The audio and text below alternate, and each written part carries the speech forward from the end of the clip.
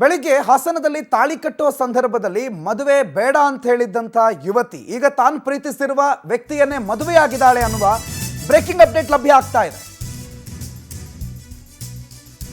Government school ಮೇಸ್ಟ್ರೊಬ್ಬರನ್ನ ಮದುವೆ ಆಗಬೇಕಿತ್ತು. ಕೊನೆ ಹಂತದಲ್ಲಿ ಮೇಸ್ಟ್ರಿಗೆ ಕೈ ಕೊಟ್ಟು ತಾನು ಪ್ರೀತಿಸಿದ್ದ ರಘುನನ್ನೇ ಮದುವೆಯಾಗಿದ್ದಾಳೆ ಯುವತಿ.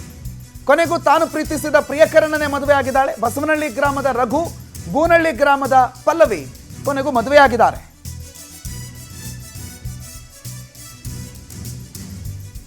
ಪ್ರಿಯಕರ ರಘು ಜೊತೆ ವಿವಾಹ ಮಾಡಿಕೊಂಡಿದ್ದಾರೆ ಪಲ್ಲವಿ. ವಧು ಹಾಸನದ ಗಣಪತಿ ದೇವಾಲಯದಲ್ಲಿ ಬಹಳ ಸರಳವಾಗಿ ವಿವಾಹ ನಡೀತು. ಮದುವೆ ಮುರಿದು ಬಿದ್ದ ಕಲ್ಯಾಣ ಮಂಟಪದ ಆವರಣದಲ್ಲೇ ಮದುವೆ ಆಗಿರೋದು ವಿಶೇಷ.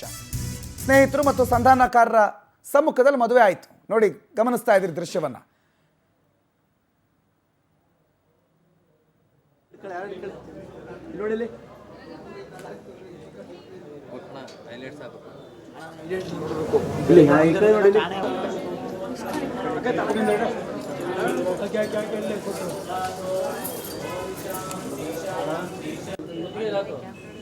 ಇಲ್ಲಿ ನೋಡಿ ಕಡೆ ಇವ್ರೆ ನೋಡಿ ಕಡೆ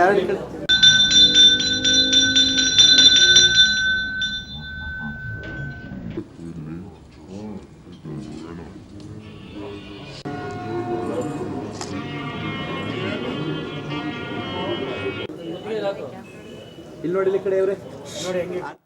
ಬೆಳಿಗ್ಗೆ ಇದೇ ವಿಚಾರವನ್ನ ಏನೋ ಲಾಸ್ಟ್ ಮೂಮೆಂಟ್ಗೆ ಒಂದು ಕಾಲ್ ಬಂತು ಅಂತ ಅರ್ಧ ಗಂಟೆ ರೂಮ್ಗೆ ಹೋಗಿ ಬಾಗ್ಲಾಕೊಂಡಿದ್ರು. ಆಮೇಲೆ ಮದುವೆ ತಾಳಿ ಕಟ್ಟೋ ಸಂದರ್ಭದಲ್ಲಿ ನನಗಿಷ್ಟ ಇಲ್ಲ ಅಂಥೇಳಿ ಮದುವೆ ಮುರಿದು ಬಿದ್ದಿತ್ತು. ಹುಡುಗನ ಕಡೆಯವರು ಕೂಡ ನಮ್ಮ ಖರ್ಚು ಮಾಡಿಸಿದ್ರಿ, ನಮ್ಮ ಖರ್ಚು ಹಣ ವೇಸ್ಟ್ ಆಗಿದೆ ಅಂಥೇಳಿ ಅವರ ಮನೆಯವರ ವಿರುದ್ಧ ಆಕ್ರೋಶ ವ್ಯಕ್ತಪಡಿಸಿದ್ರು.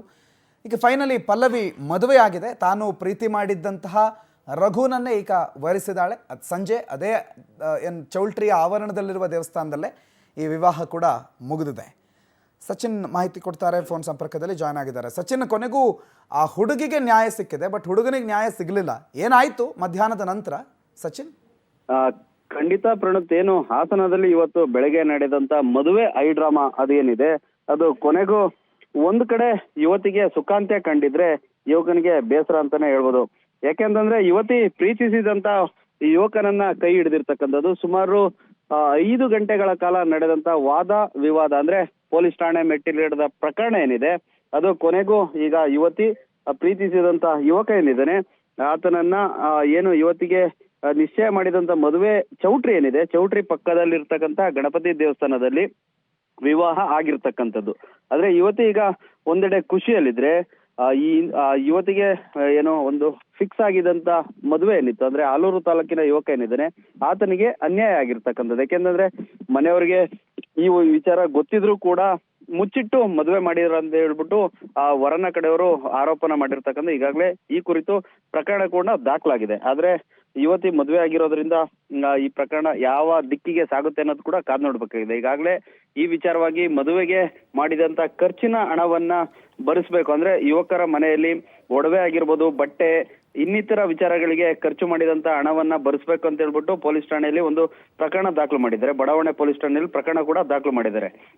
ಆದ್ರೆ ಯುವತಿ ಇದು ಯಾವ್ದು ಕೂಡ ನನಗೆ ಬೇಕಾಗಿಲ್ಲ, ನನಗೆ ನಾನು ಪ್ರೀತಿಸಿದಂತ ಯುವಕ ಬೇಕು ಅಂತ ಹೇಳ್ಬಿಟ್ಟು ಈಗಾಗಲೇ ಮದುವೆ ಮಾಡಿರ್ತಕ್ಕಂಥದ್ದು.